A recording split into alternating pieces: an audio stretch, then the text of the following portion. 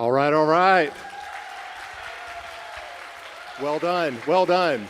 You followed instructions well. Greetings, everybody, and welcome to Buzz Live. It is an honor to have you here at the Grandin Theatre tonight as we celebrate another great nonprofit, this time Blue Ridge Literacy. Yeah.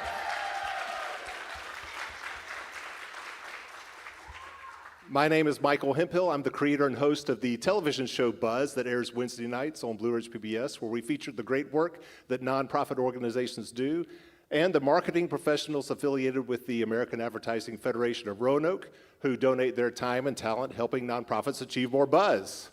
And I'm Kiana Price-Marshall, Vice President of Advancement for United Way of Virginia's Blue Ridge, and honored to be the sidekick, co-host, do whatever Michael tells me to do of Buzz Live. So excited to be here tonight and for a wonderful, beautiful recognition and celebration. Well done. Y'all are crushing it so far. So this is a special occasion. Tonight we are celebrating the 40th anniversary of a phenomenal nonprofit. So let's give it up one more time for Blue Ridge Literacy.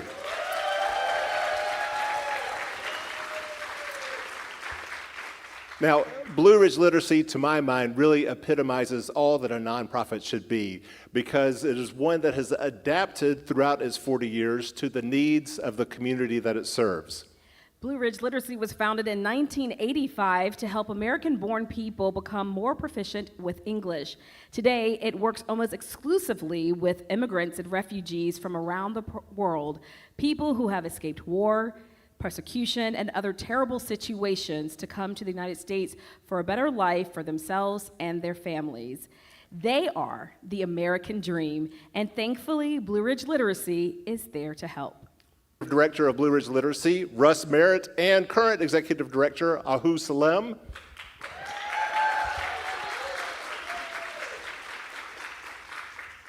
We also have Blue Ridge Literacy instructor Nina Hintz, as well as supporter Julie Swanson, whose generosity has made tonight possible. And our musical guest, the family band from Venezuela with a personal connection to Blue Ridge Literacy, Tricolor. And let's make some noise for our opening act, Atu Kaju, who was here with us. Well, was here with us. It was awesome, yeah.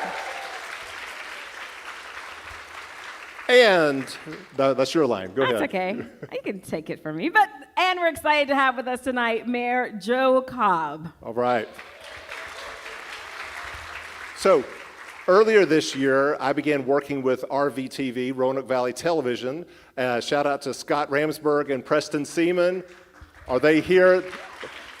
I'm telling you, folks, Roanoke is so fortunate to have such talent at RVTV. So Scott, thank you so much for all your work helping me produce this episode of my TV show Buzz that will air May 28th on Blue Ridge PBS. And to better introduce the work of Blue Ridge Literacy, let's play a few minutes here of that episode for you to enjoy. We moved here at the U.S. and specifically in Roanoke 10 years ago. And that was because my husband's job was relocated here. I realized that I want to do more English lessons to improve my English, and the first step for this was to come to Blue Ridge Literacy. And I had a friend who recommended me to come here, and I'm very happy with this choice. My name is Casimir. I'm from DRC, Republic of Democratic of Congo. I've been here since October last year. We try to be better in English because if I compare the English American in Africa, here I found many words different than English for I study in Africa. First of all, I learned to be more confident to speak, because I remember when I first started to talk, I was like, no, I'm not sure it is good. But now it's like, I don't care if it's not perfect, I'm just trying to speak. And then I think it's the way I learn more. The teachers make us feel confident to speak, because I'm improving my English. So that's helped me getting that job. Yeah, I can say on that way, they helped me. So the origins of BRL started with two librarians that were at the Williamson Road branch back in the early 1980s, and it started with a simple premise, and it's still the core value is that everyone should be able to learn to read. I really think it's a gift we have these people. We have immigrants here who want to learn English, they want to work hard. They've got, when we talk about their work ethic or their values, I'm always very impressed. You know, they're good family people. So when I read negative things in the news, I just wish that people could have the experience that we're having here to open their eyes to, you know, what a gift they are to this country. Yeah, I think diversity is so important in a town, and also we're all immigrants. We all, unless we're Native Americans, we've all immigrated from another country, and usually everyone is so proud of where they're from, and so why would we not embrace the people that are still coming here and try to make their life better and learn from them? All my teacher is very fast. She's very fantastic because she's the woman. She's very fantastic. She's so amazing. She opened my mind, and now I know some things that before I didn't know that. So The people here are so supportive. The students are like an extended family. We can resonate ourselves in their lives, and also we support each other. We understand each other. We have faced similar difficulties in our lives, and we think that being together and supporting each other is the best thing we are doing right now.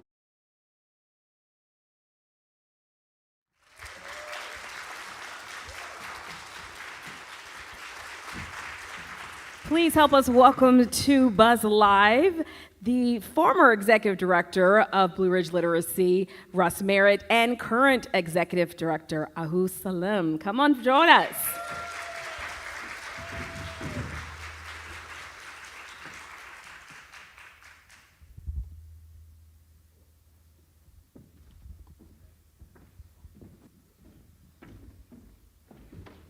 Maybe a little more applause. I think they're worth it. Yeah.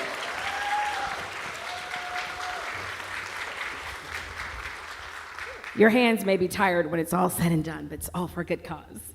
Well, would love to start and kick things off, if you don't mind, Russ, to describe to us the typical student at Blue Ridge Literacy when you first started with the organization. The typical student changed over time. In 2010, which was 25 years into Blue Ridge Literacy, we were still literacy volunteer of the Roanoke Valley. The focus was very much on one-on-one training for American-born English speakers who had never had opportunity to learn English, reading and writing. And as we progressed, that particular demographic was no longer needing our services, but Roanoke was getting more and more folks who were foreign-born. And the foreign-born folks who really wanted to become good Americans wanted to learn English. And when did you say that was? About how long ago? What did the Somewhere shift happen? around 2010, 2012, we began to have a different demographic coming into the organization. Ahu, I know, has her own story about how she was basically one of those students. Perhaps you already knew English, but as far as a story of an immigrant coming to this country, would you share that with us? Sure. Can you all hear me? Well, perfect. I had the privilege of coming to the United States already being fluent in English. I had studied English, learned English since I was 6 or 7 years old at home. However, I was also involved in teaching English, and through my teaching career and through my research career, I had come to see the importance of community-based organizations in opening doors to people who are from other parts of the world in accessing the services that the host country, the country that they have migrated to, has to offer to them. When I first moved to United States and Roanoke in 2016, I had 2 dates on my calendar. One was to get married to my then boyfriend, my current husband. He's sitting back there. And the other one... Yeah, he deserves some applause. He's the one who got you here, right? We were classmates a long time ago, 17 years ago in Sweden together. And the other date, which was actually prior to our courthouse date, was to come to Blue Ridge Literacy, talk to the program director and executive director at the time to see if I could volunteer and teach a class. And they gave me a class. Wow, lovely. I'm sitting here wanting to know more about the love story and how that all. No, another show, another time. You know, during our interviews with you while we were, producing this episode, you were speaking of the different types of literacy that I think many native-born folks just don't contemplate. You've got digital literacy, you've got health literacy, things that perhaps we take for granted. And you also use this term functional literacy. And that's something that I know is really critical right now for your population as they are navigating a variety of immigration changes that are coming down from Washington, D.C. and the Trump administration. And I mean, for those of you who are American citizens, born here, who can tell the difference between a refugee and an immigrant and an H-1B visa and an S visa and a J visa and a T visa? I mean, raise hands. Do I see anybody? Very One few. person. Very, very few. So I'm imagining, for the population that you serve that perhaps is already struggling with English, that is an exceptionally difficult thing that you want to make sure that they are aware of so that they're able to stay in our country right now. Talk about kind of that process that you're having to navigate. Sure. Blue Ridge Literacy is an organization that has been created by our community to address the needs of our community. And it has the foundation of a really great mission statement.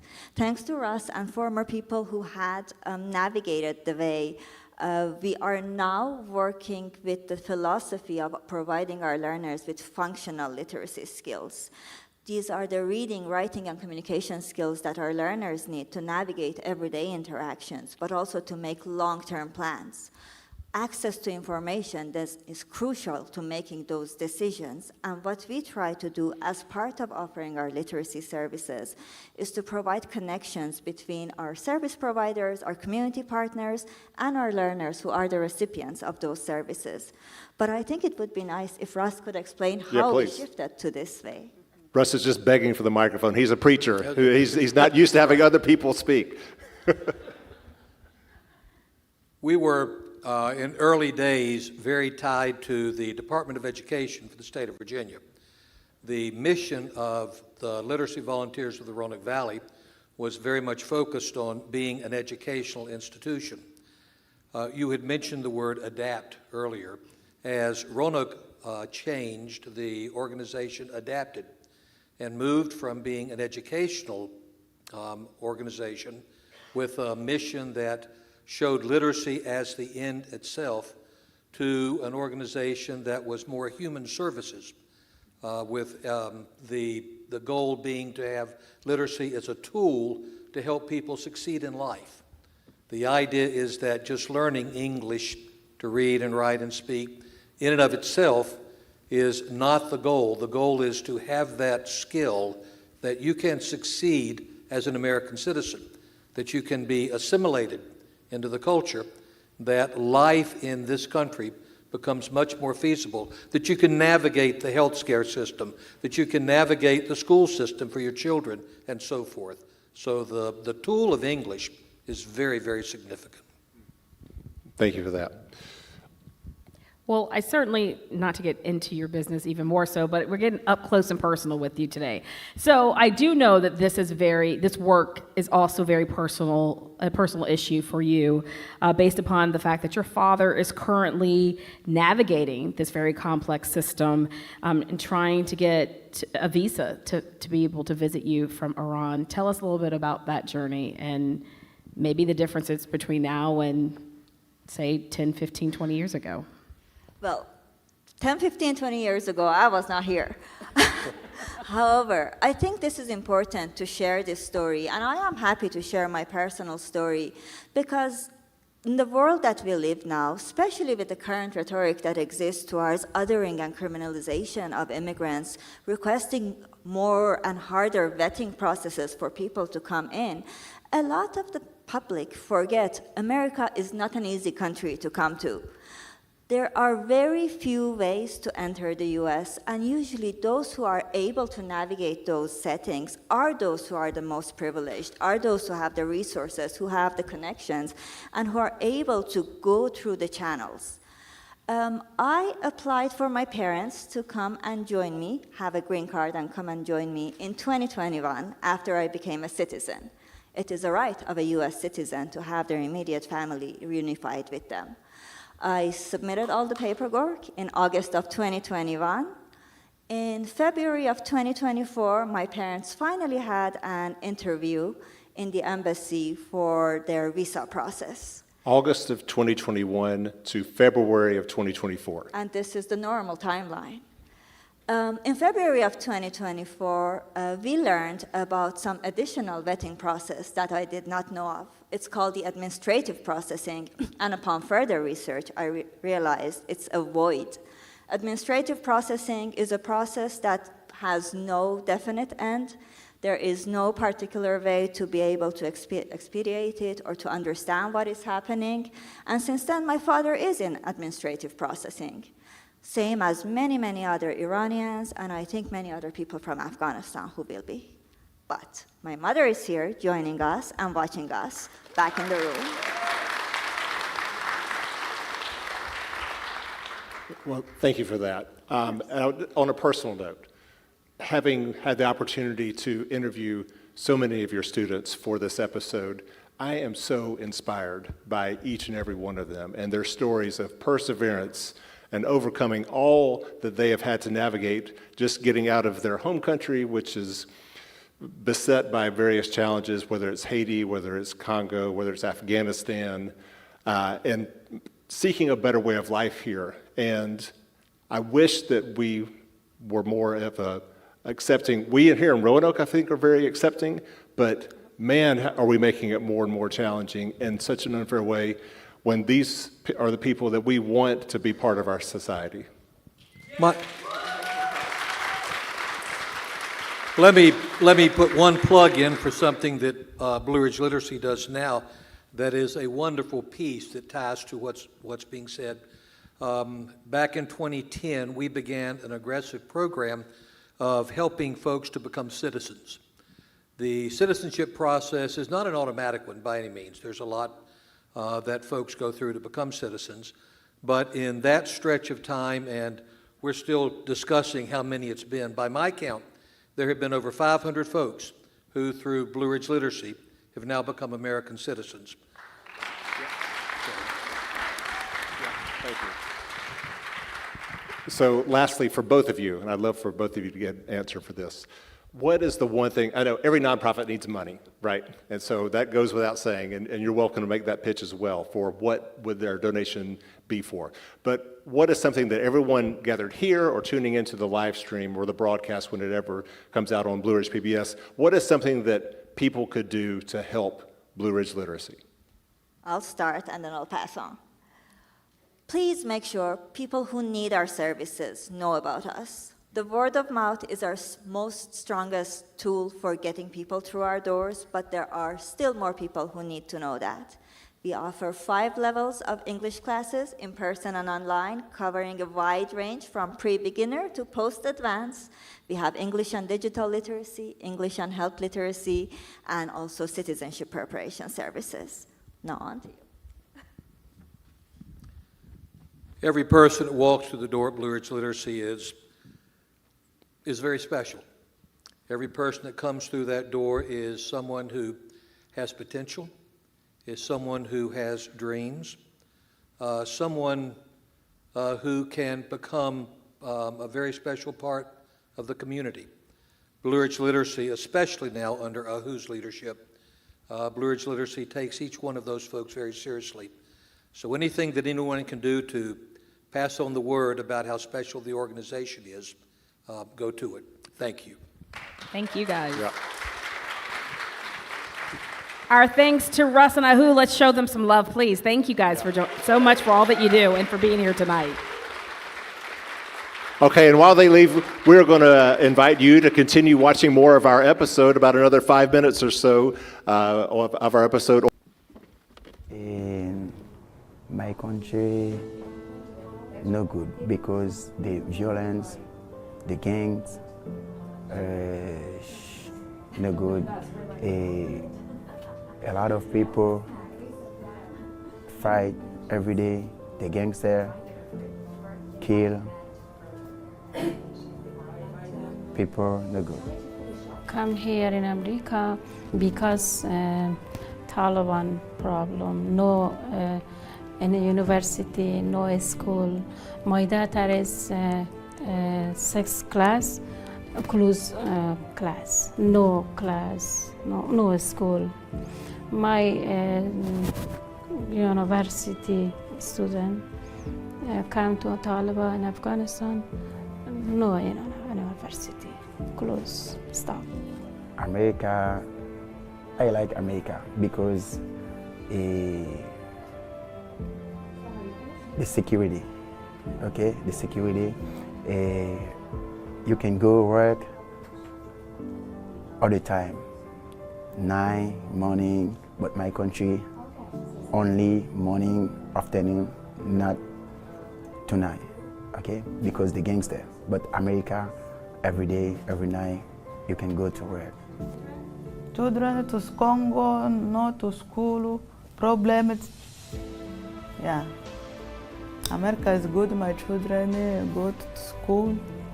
Yeah, no problem. Me come to class. Yeah. Good. Me come to class. My children go to school. That's good. I'm like. Husband job. Husband is job. Yeah. Here, I found there is many opportunity to find a job, to work. So since now I didn't begin to work, America is good. America is, I can say, it's tough. So this is the advanced English class that we teach here, and they're very proficient. They're very well spoken, and they're just trying to really hone in on their skills so that they can get jobs. And so we teach a lot of how interview skills and job applications. Yes. Because they all want to move on. They know that English is the key to moving on. So some of them interested in Virginia Western, some of them interested in getting further training in work skills, and we teach them English sort of around that. The class very helped me because my English before not good, but now I can understand. I can talk, but not too much, a little bit. I can talk, I can understand when someone talk to me. So Blue Ridge Literacy has the English lessons, has the citizenship lessons, computer skills lessons, and also has a lot of activities out of the lessons. They have visits at museums. We visited. We went to the opera. We went to the concert, Elmwood concert here in this area. Bonding each other, bonding out of the class, bonding and experiencing something nice to remember, and having pictures together, and made us to know each other better out of the class. And it is important. It is important because when you meet people that you have a lot in common, and you keep a communication after the lessons, that is the beginning of something for the future. I feel like I'm inspired every single day I come here. I mean, there's people from other countries that the alphabet is different. They've traveled at an older age, a lot of them, and they're still working so hard. so smart and really giving and kind to everyone they meet. And so every day is inspiring here. I think what sends a smile to my face is just one, hearing the stories that some of the clients have and how much this benefits them as they transition into Roanoke. I mean, Roanoke's an amazing community to live in, and it's so nice for them to bring their strengths to the community and for us to be able to help support them in that. So it's a win-win.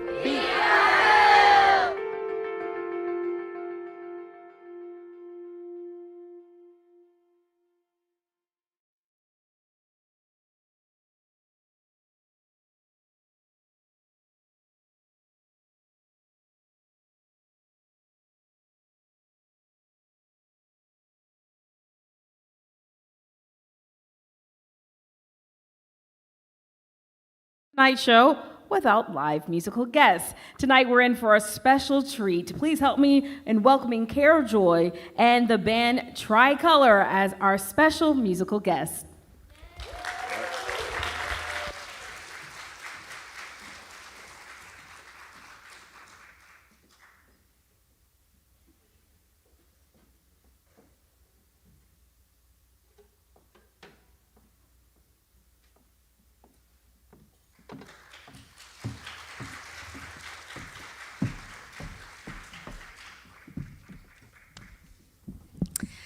Hello. Hola. Good evening. I am Carol Joy, and it is a great honor to be here celebrating 40 years of an organization like Blue Ridge Literacy that gave my father, William, right here, mi papá, the opportunity to learn English as a second language and to be able to connect and to integrate into this new culture after he was older than 60 years. Sorry, Papa, I had to tell your age. Because it's not easy to learn a new language when you are a certain age, isn't that right? But Blue Ridge Literacy has that mission, the mission of creating bridges of communication. And we are nothing else than grateful for everything you do. So thank you so much, Michael, and all the organizers for inviting us here. As I said, this is my family band, Tricolor. Tricolor also works because it's 3 generations. We are from Venezuela. This is my sister, Yoli. This is my brother, William. My father, William. And down there, I have my beautiful mother, who is going to be on the stage with us a little bit later.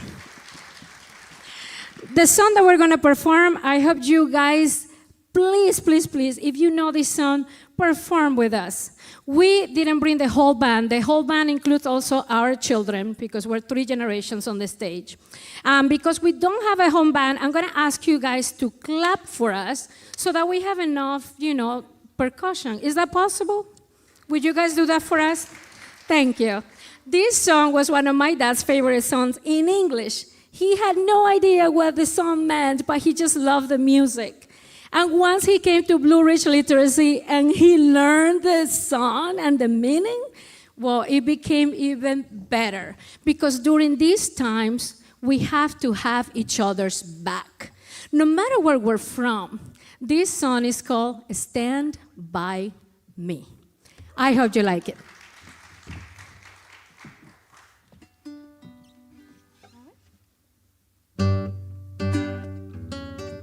A ver, can we do this? Thank you.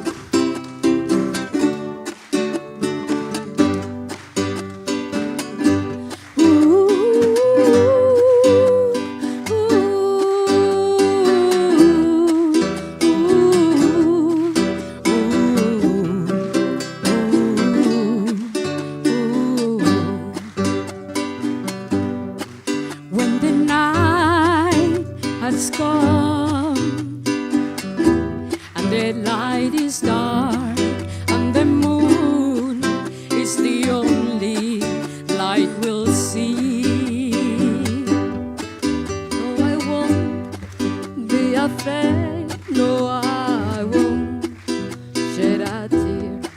Just as long as you stand by me. Come on, together.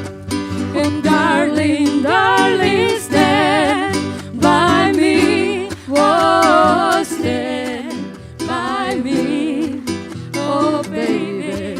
Ooh, stand by me. Stand by me. Oh, si la luz se te apagó y el cielo está gris, ya no quiero que te vayas tú de mí. No, ya no llores, no sufras. Es posible vivir siempre y cuando tú te quedes junto a mí. Aquí en mi corazón, quédate aquí. Oh, quédate aquí por siempre, junto a mí, donde quiera que estés, quédate aquí, oh, stand by me, oh, baby, siempre, stand by me, stand by me. Vamos a esas palmas. Thank you guys for being here for us, for families of immigrants who come here pursuing dreams, pursuing freedom. Thank you. Muchas gracias.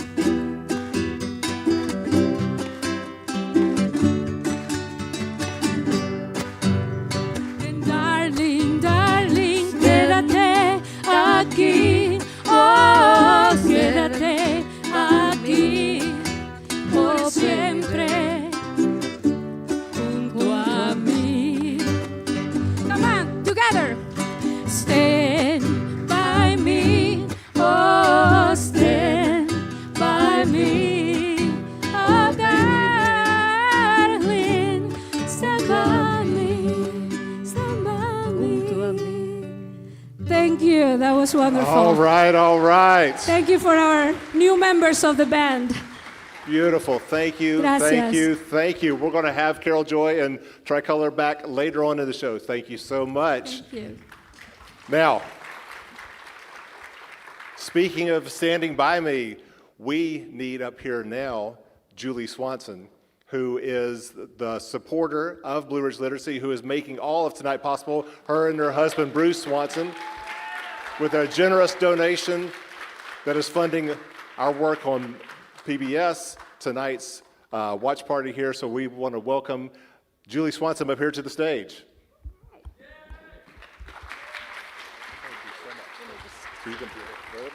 Thank you.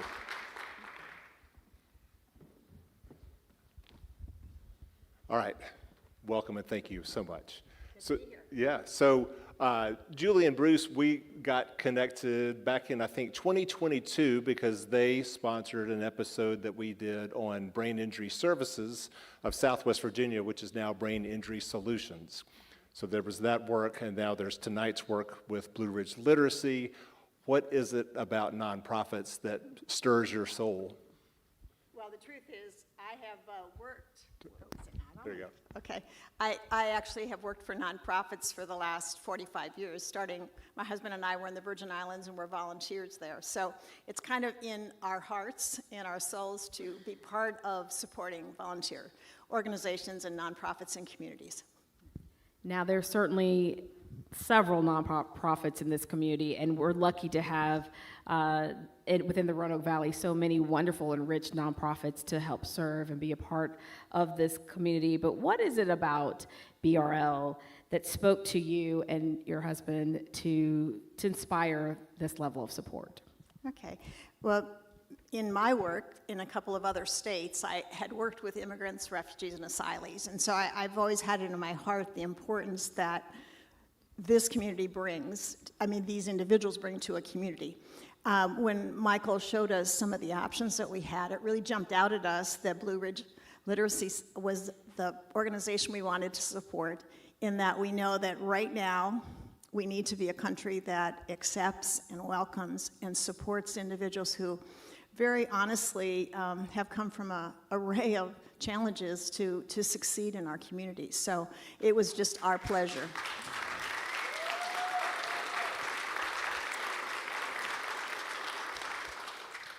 Share just a little bit for folks who are gathered here, all the different nonprofits that you've been a part of. Because what I always love about nonprofits, and I say it all the time, is nonprofits literally do everything. So you can go from environment to animal welfare to health and human services to homelessness to arts and culture.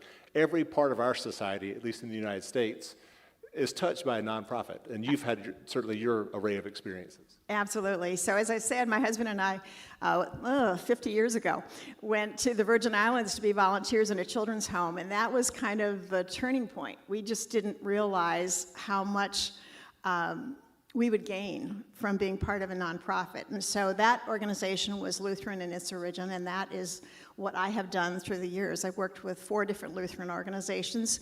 The one here in Virginia is In Circle. But in addition, I've spent time with a nonprofit that did medical work. I spent time with the Florida Orchestra. And each and every one really showed me that they're just such a vital part of what makes our country great. And so it's just kind of a natural flowing thing for us to say, who else can we support now as we're retired, or at least I'm retired, he's not, in this way. And so it's just a pleasure to reach out and be able to support Blue Ridge Literacy. Yep.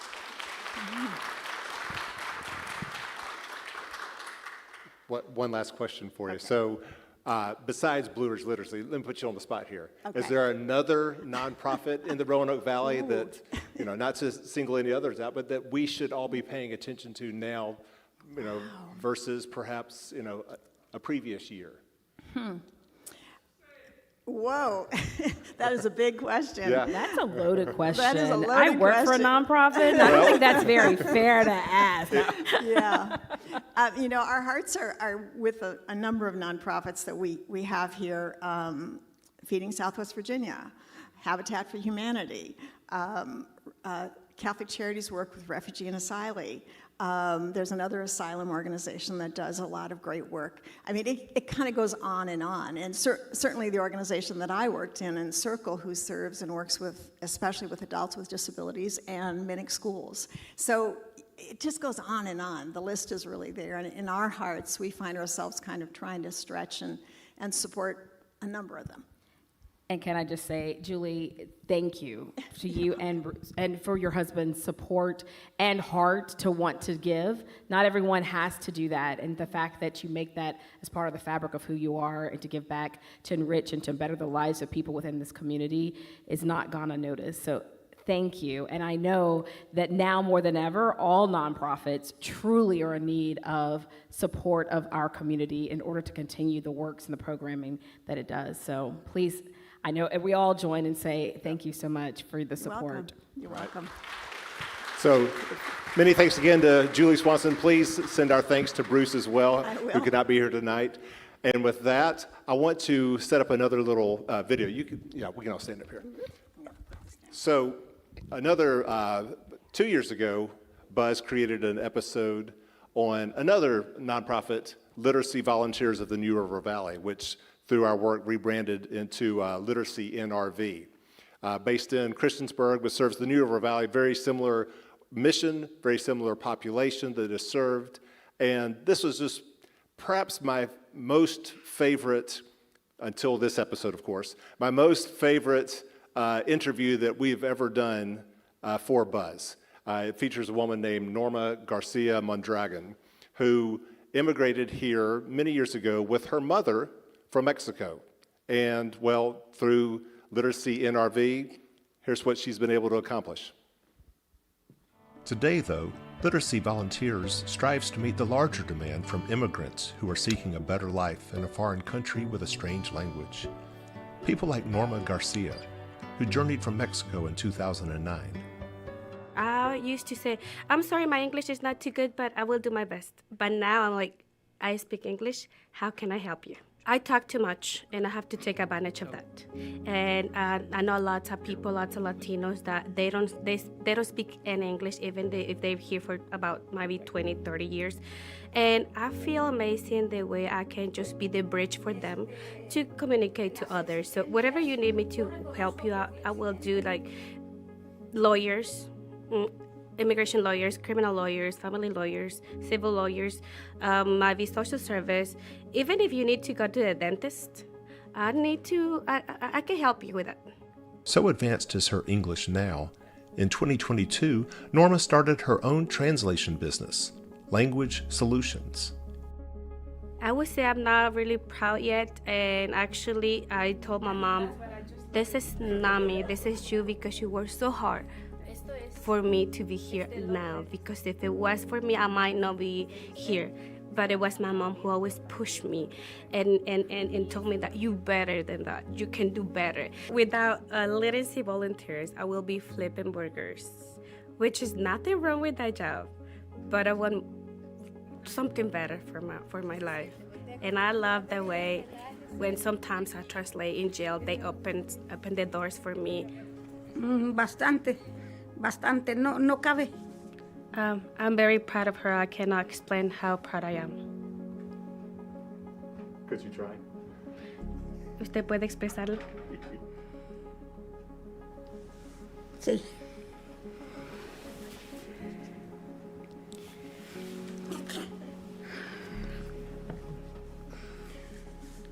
Así es. Just like that.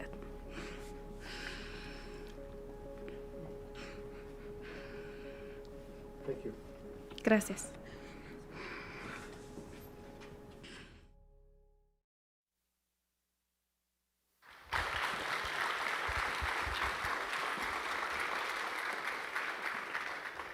I forgot to mention the Kleenex is in the back of the room here, so thank you for that. You saw one of the instructors for Norma in that episode, and the work that these organizations do, like Blue Ridge Literacy, can't happen without the instructors. And it is my pleasure now to welcome to stage one of Blue Ridge Literacy's instructors, Nina Hintz. Thank you so much.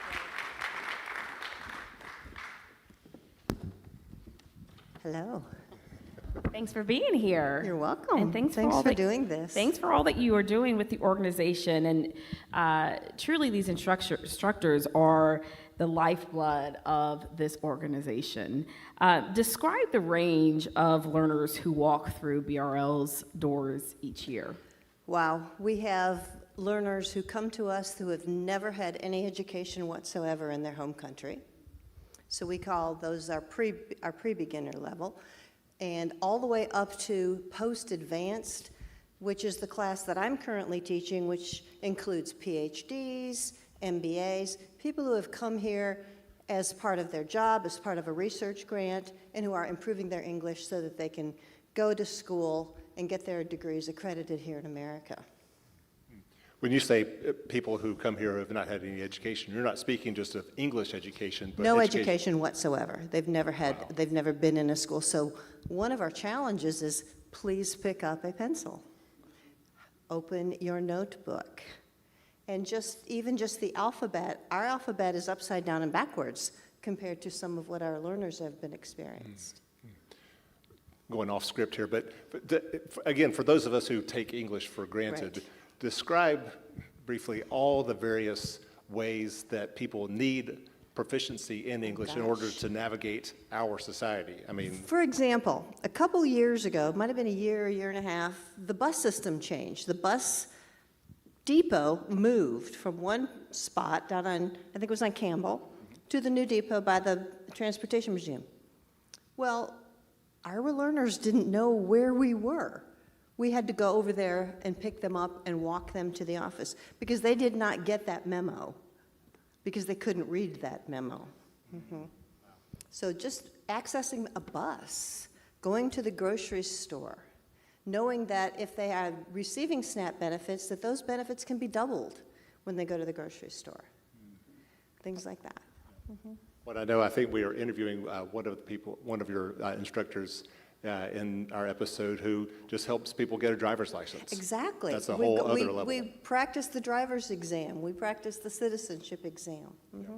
Well, walk us through very quickly kind of the full range of classes that Blue Ridge Literacy Sure. offers. So we have what we call managed enrollment, which is we have a regular textbook produced by Oxford Press, and we go from the pre-beginner level to beginner, to intermediate, to advanced, and then up to post-advanced, which is our level 4 class. And then we also teach digital literacy, where we expose them to, this is a cursor, this is a space bar, this is a backspace, just simple things that we take for granted that you have to then translate from English into how do you explain this to them so that they understand how to use that. Saving their password is really challenging. And we teach the pre-citizenship, which is the civics class, and then we teach the citizenship. And then one of the other things that we provide is what we call workplace readiness. And this is for a lot of our lower level learners, but they're not all lower level. And that is, they receive services every single day. And they were required to be in class 30 hours a week? Yeah, 30 hours a week. Mm-hmm. Just curious, also going off script, what's the ratio of instructors, volunteers? How many would you say you have on staff? How many volunteers do you roughly think you have a year? I have no idea. Better. I know that we teach 5 classes, 2 days a week. So there's 5 of us, 6 because some of them split. Then we have online classes 4 nights a week. Plus we have a lot of volunteers who come in and help out because some of the classes, like the pre-beginner, is huge. And so you need more than one person to help them. Sarah or Ahug would be better, would know. About 17, okay. Perfect, you did a great job. There you go. 17 classes or Always 17 toss the football. volunteers? 17 classes, about 60 to 70 volunteers active at a given point in time, and I believe 11 teachers who co-instruct. 11 teachers, instructors, 60 to 70 volunteers. Yeah. Wow. You just said that. There we go. Perfect. Beautiful. Well, and one last thing, again, off script here, but you were talking about the digital literacy and how even that, over the course of our interviews, there have been some modifications to that because especially when it comes to social media, because right now there's, with AI is scanning social media accounts of people who have immigrated, who are here in this country for possible deportation. Yeah. And so having to educate on what can you post, what can't you post, and it's very, very different rules than what we can do. And we try to address that by, if we're going to have pictures taken, we try to make sure that our learners are comfortable with that, because some of them do not want their pictures on social media. And we tell them we will take pictures from the back, or we will allow them to move out of the frame. Yeah. Right. Yeah. Well, very good. This one I'm sure you have no problem answering, and that is, what would you say you've learned from your students? Oh, Lord have mercy. Well, I started about almost 7 years ago, and I had retired from teaching. I taught 35 years of public school. And I contacted Sarah and said, yeah, put me to work, give me something to do, otherwise I'll get bored. And then COVID hit, of course, and I was homeschooling my grandchildren. So when I came back after COVID, we had started the online classes, and when I came back into the building, I worked with a group of Afghan refugees who had just come over because of the fall of Kabul.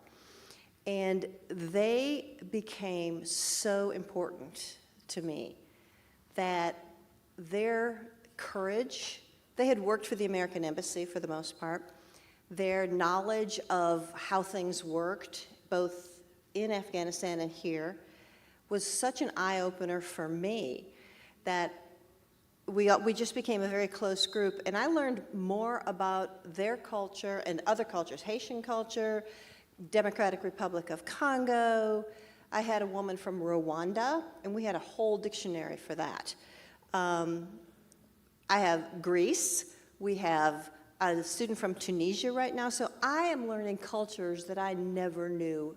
I mean, obviously I knew they existed, but I didn't have any knowledge of how they worked. And so I have been a benefit of that. One of my students, one from Afghanistan, got a job working in the Roanoke City schools. We have moved several into Roanoke City schools. It's really cool to see that happen. One day she was so excited because she'd gotten a job working as a teacher assistant. She came by my house and brought me a bolani, which is a traditional Afghan dish, which is so good, and they know I love it. So whenever they make bolani at home, they bring me a bolani.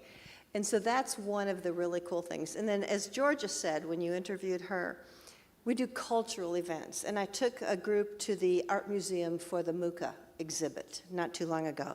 And that was one of the most fun activities because they were just enthralled with the Art Deco and all of the different art that was available to them. So it's just, there's so much. Thank you so much. Absolutely. Well, thank you for your time here tonight and for all that you do with VRL. All right, well, we're going to ask for our musical guests to come back on stage, and as they do, I'm going to be in the back texting my parents and siblings, asking them why aren't we as musically talented as this amazing family. Can you imagine? Yeah, that would erupt in civil war if my sisters and I were trying to do something like this, yeah. Well, put your hands together once again for Tricolor. All right.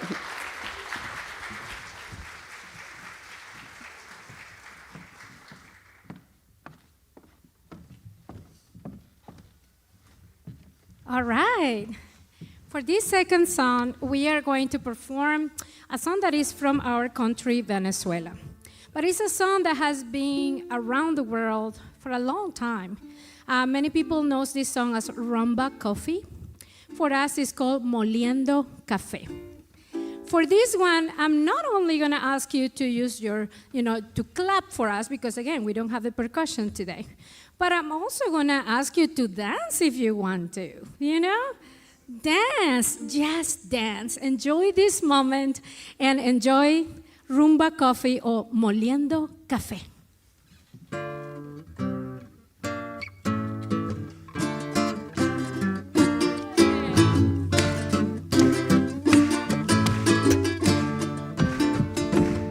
Cuando la tarde languidece, renace la sombra, en la que tú los cafetales vuelven a sentir esa triste canción de amor de la vieja molienda, que en el letargo de la noche parece decir. Cuando la tarde languidece, renace la sombra, y en la quietud los cafetales vuelven a sentir esa triste canción de amor de la vieja molienda, que en el letargo de la noche parece decir. Una pena de amor, una tristeza, lleva el Sambo Manuel en su amargura, y pasa incansable la noche moliendo café.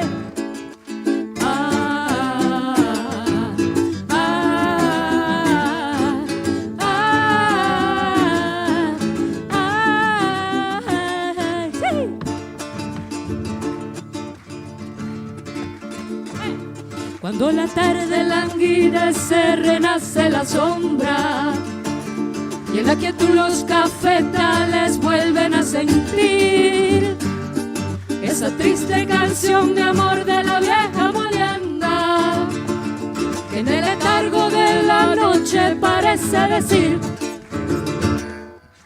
Una pena de amor, una tristeza, tarara, lleva el Sambo Manuel en su amargura, y pasa incansable la noche moliendo café.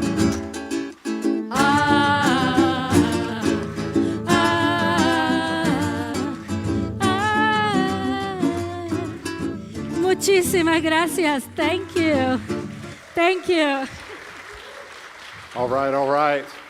If y'all would just hang out up here for a second for our final guest. Of course. Saving the best for last, is that all right?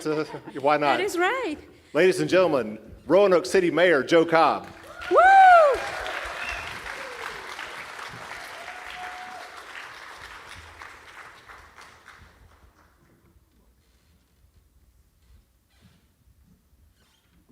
Thank you, my friend.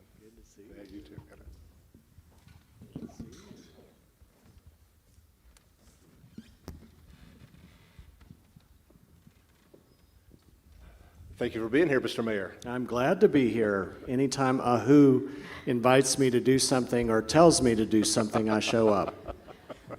And so real quickly, why was it important, or why is it important for you to be here tonight? For so many reasons. We are made more beautiful as a city because of our immigrants and refugees. Mm-hmm. Yeah.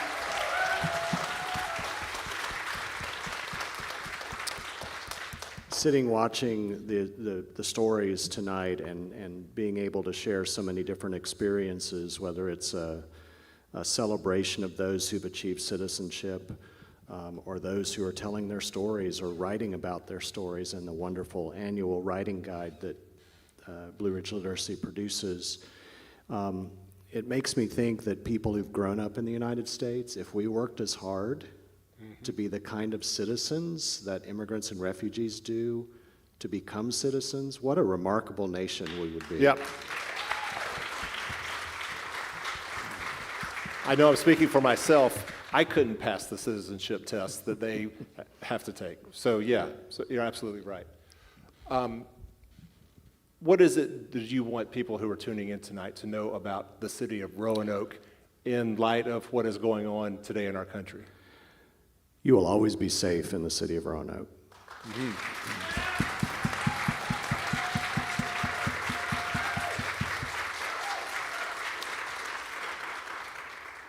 We're the only certified welcoming city in the Commonwealth of Virginia and only one of 25 in the United States. We're an 8-time All-America city. We're the first Hall of Fame All-America city. We didn't achieve those things because we're just a cool city, which we are. We achieve that because we work really hard to make sure that everyone who wants to call Roanoke home, who wants to be an active part of our community, who wants to give back, who wants to be the best they can be, that there's a home for everyone here. And we celebrate that. I was a stranger here 24 years ago. I didn't know a soul.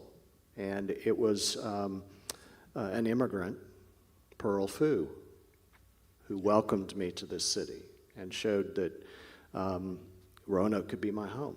And that's the movement that I think all of us have the opportunity to convey to strangers who come into our midst, whether they're immigrants, refugees, whether they're moving from another state, whether they're born here, whether they're experiencing homelessness and want to make their home here and be a vital part of society.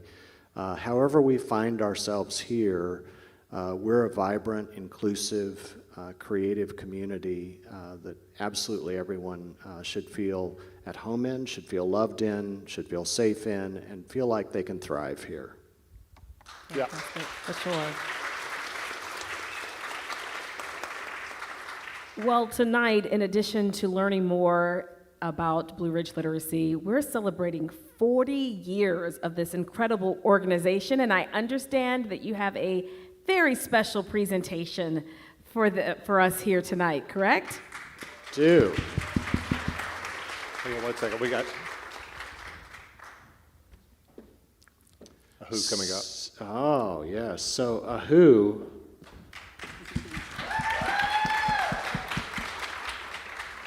Ahu found out that I could sing.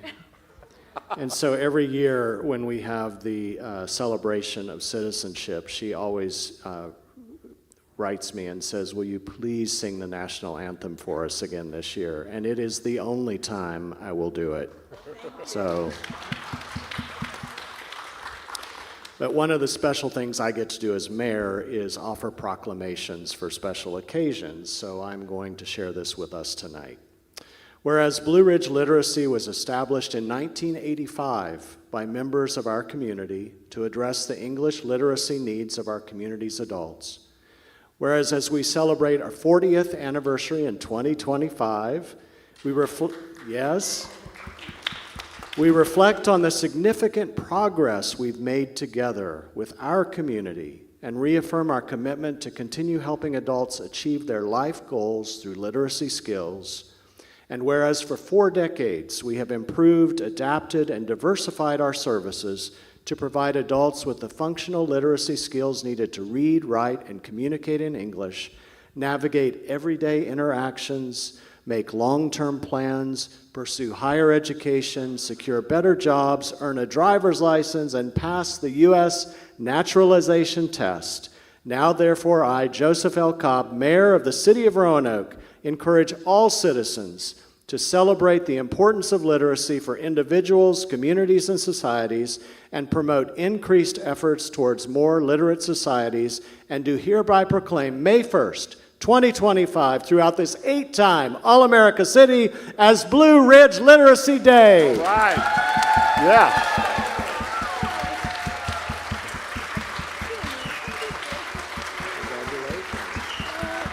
Yeah, yeah.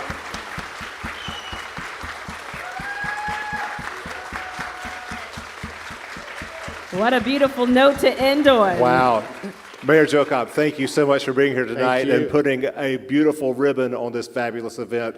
Thank you for all the work that you do making our community better along with your entire organization. Let's get all of our guests back up here tonight. Come on, come on. All right. Back up on stage.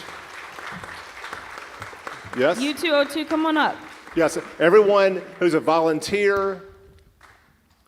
May I have some key members of Blue Ridge Literacy? Sarah, Yes. Robin, up here with us. Please.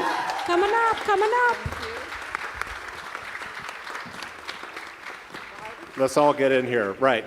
So please. All We're going to have Carol Joy and Tricolor and I close want us to off. invite to the stage the most important person in my life, mi mamá, Vallita, who's going to close our show tonight.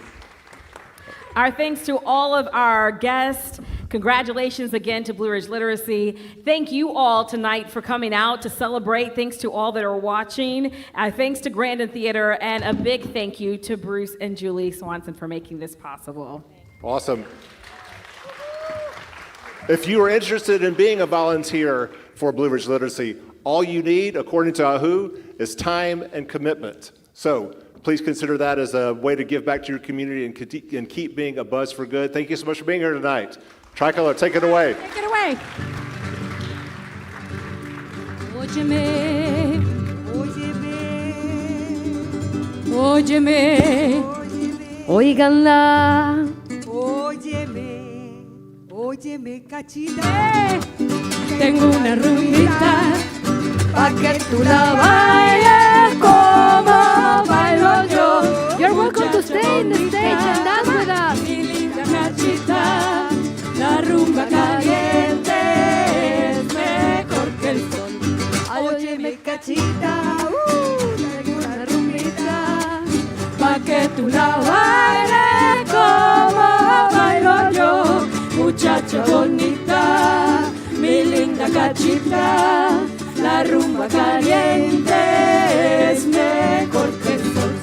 Mira cómo rompen ya de gritos las maracas y el de los timbales ya se quiere alborotar. Se divierte así en francés y también un alemán, y si lo baila en inglés y hasta musulmán, y si lo baila Virginia seguro se vuelve loco, se le mete un alboroto hasta alborotar, y ahora baila el cha, cha, cha, cachita está alborotar, y ahora baila el cha, cha, cha, y Michael está alborota, y ahora baila el cha, cha, cha, y Cara se alborotó, y ahora baila el cha, cha, cha.